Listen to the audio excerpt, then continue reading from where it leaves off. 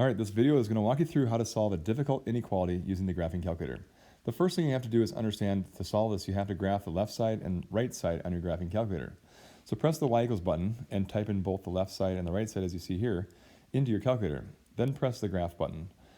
As you do that, you might see the graph or you might not. You may have to press this window button right here to adjust your screen to show both the two graphs and where they cross. In this case here, to find this crossing point here, you have to press this key combination listed below here. You'll press second, trace, 5, enter, enter, enter. See if you can find all 6 of those keys on your keypad, or just the 4 if you count the enter button as 1.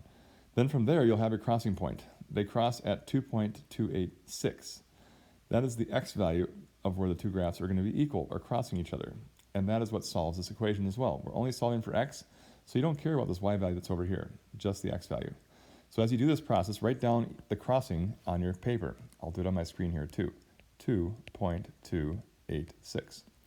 Then I'll repeat the same process. I'm going to try to find the other place they cross right here by pressing the same buttons again. I'll press second, trace, 5. But before I press the enter, enter, enter, you have to move the cursor over to the right. So move it over to the right, then press enter, enter, enter, and you'll have your second coordinate over here at 5.271, comma, this answer over here for the y. But all you care about is the x value of where they cross, since we're only solving this equation for x. So from here, you'll write down on your paper 5.271. Make it a little nicer here. 5.271. Then from here, what you have to do is translate those two boundary points that you just found onto the number line. As you're doing that, you need to think about what kind of dots to make. Since there's no equal sign here, we're going to choose the open dot. If there was an equal sign here, you want to include these boundary points with an equal sign by doing a solid dot. So then, on this case here, since there's no equal sign, we're going to put open circle dots at 2 and an open circle dot at 5 as you round those each to the nearest integer. The next thing you have to decide is, where do my arrows go? My arrows can either go out or the arrows can go inward toward each other.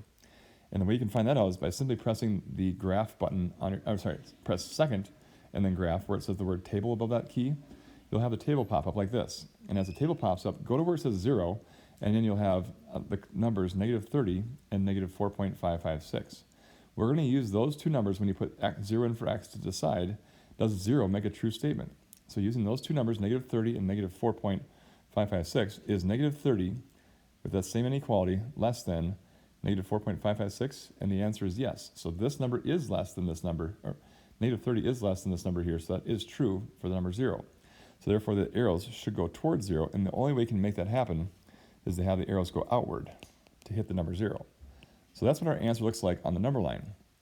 Now to make your graph or your answer look like what it should as an inequality, you just then have to describe each of these kinds of numbers that your arrows are pointing at. These numbers over here are less than the number 2.286. So when you're writing the answer out, then you're going to say x is going to be less than 2.286. Then you'll use the word or, since there are two arrows for two answers.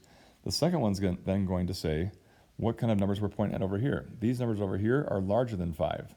And in that case then, we'll say then x values that are larger than 5.271.